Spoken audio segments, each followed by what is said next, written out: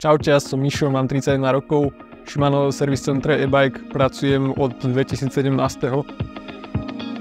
Prvá láska k bicyklom sa u mňa objavila už asi v detstve, kedy sme chodili po ulici na BMX-kách a na kadejakých malých stranovných bicykloch. Potom som sa možno nejako odnočal s bicyklami, ale zase to u mne prepuklo možno v 18, kedy som si kúpil prvý freeriderový bicykel, nazvime to tak, a začali sme chodiť po našich okolitých horách.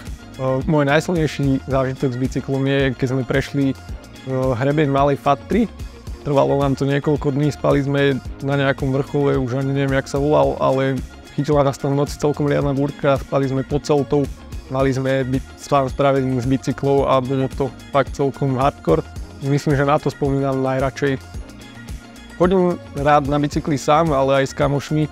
Je to väčšia zábava, keď je nás viacej, ale dosť často si rád vyvetrám hlavu aj celkom sám v lese na trailoch. Je to dosť dobrý pocit. Na to, že by som chcel robiť mechanika, som prišiel ešte v časoch, keď som si potreboval po každých nejakých výjazdoch, v zásade skoro po každých výjazdoch spraviť niečo na bicykli a nechcelo sa im vrážať peniaze na opravu bicyklov v nejakých servisoch. Tak som zistil, že všetko potrebujem riešiť sám, tak som sa začal učiť mnohé veci a to ma doviedlo k tomu, že som sa stal mechanikom. Naviac ma baví riešenie rôznych problémov, pomáhanie ľuďom s týmito problémami a v zásade teším sa z toho, keď sa mi podarí vyriešiť niečo, čo je možno neriešiteľné. Keď práve nejazdím, najviac sa venujem momentálne svojej ročnej dcére.